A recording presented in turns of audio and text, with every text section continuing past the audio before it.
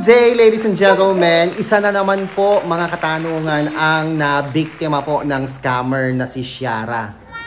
Di umano, nabiktima po siya ni Ciara. Hindi natin kilala kung sino si Ciara, ladies and gentlemen. Laganap pa rin po ang mga scammers na nasa online world. Lalo na yung mga nagpapakita ng mga proof of transactions. Minsan sila pa po yung mga scammers. Dahil yung mga lehitimong mga trader ay hindi na kailangan magpakita pa ng mga proof of transactions. Dahil sa comment section pa lang, makikita mo na legit at totoo ang mga online trader. Kagaya ng inyong lingkod na si Chico. Paano nga ba na-scam ang isa nating kababayan? Narito po, basahin natin ang kanyang mensahe. May na-scam na naman po ang GGives Cash Convert. Mag-ingat po kayo. Ito po, shinare sa atin ng isa nating follower recently lang. Sabi niya, na-scam po ako. Please help mo po. GGives po yan. So, tinignan natin yung mga litrato. Ayan, isang Ciara yung kanyang kausap. Ciara po. So, nagkausap sila at nagkaroon sila ng conversation. Okay. So, kita mo, easy trip po yung ginamit nilang mode of kung saan pinadaan yung GGives, no, nung customer sa easy trip. Ayan po yung account number. Tapos, ayan, okay. Price lock yung ginamit. Tama ba? Okay. So, isang Ciara po. Sabi pa dito ni Ciara, wait lang po, huwag kayong mag-alala. Binlock na sana kita kung scam. Oo. Pero apparently, ang ending po, binlock na nga po nitong si Ciara, itong isang follower natin. Tinanong ko yung follower natin, sabi ko sa kanya, ano pong gagawin natin? Ba't kasi sa kanya kayo nagpa-convert? Tinatanong niya kung pwede bang mabawi yung GGives. Hindi ko alam kasi kung pwede pang mabawi iyon once payment has been made already. Tapos hindi ko po kasi alam paano mag-convert. Kaya dun siya nagpa-convert, hindi sa akin. Kapos na nga po kaya nanghiram ako sa GGives tapos may scam. Sobrang nakakadurog. Tapos sabi kong ganyan, buti nahanap niyo po ako, ako lang po ang tunay at original na nagte-trade. Sabi ko po ganyan sa kanya. Ibig kong sabihin, mga kaibigan, bakit nagawa niya ako mahanap? Ano po? Kung kailan siya na-scam, sa kanya ako nahanap sa YouTube channel. Kaya ladies and gentlemen, ang hirap po talaga magtiwala sa mga scammers ngayon o sa mga trader ngayon dahil hindi mo malaman.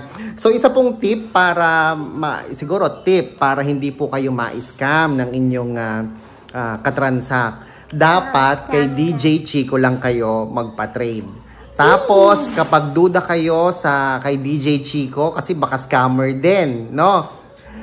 Basahin po ninyo yung mga comment section dito sa aking YouTube channel. May mga comment section po yan. Tapos nandyan po yung mga customers ko na sila mismo ang nagsasabi at nagpapatunay na legit trader po tayo, mga kaibigan.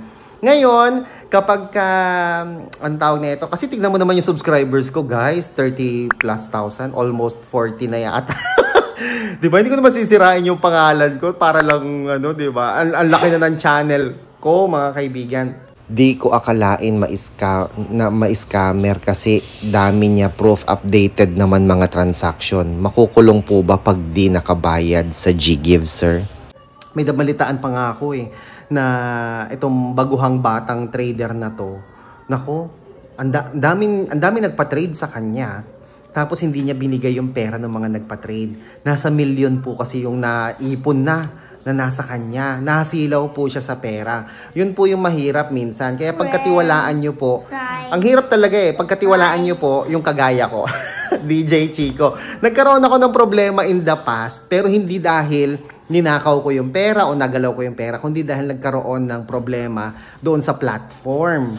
Pero hindi ko po ninakaw yung perang yon. Ang pera ay nasa platform, hindi nire-release ni platform. So ang may problema doon, hindi po ako, kundi yung platform. Pero kalaunan, na i-release at na i-disburse naman po natin ang halos 1,000,000 piso po na halaga ng trading account ng mga kababayan natin. Kaya lihitin mo po tayo, wala kayong dapat ipangamba. At pwede rin po kayong makipag-video call sa akin kung sakaling ka-chat nyo na ako o ka-transact nyo na ako para talagang ma-legit check ninyo na si DJ Chico talaga ang inyong kausap. Makipag-video call po kayo. And I suggest, no mga kaibigan, hanggat maaari mas maganda po sana kung sa WhatsApp po tayo mag-uusap. Kasi there was a time yung aking DJ Chico Arellano page at yung aking personal Facebook account ay nasuspend ni Facebook. So nung nasuspend po yun ni Facebook, hindi ko kayo ma-message, hindi nyo rin po ako ma-message. Yung iba nga sa inyo, inisip na in-scam ko sila.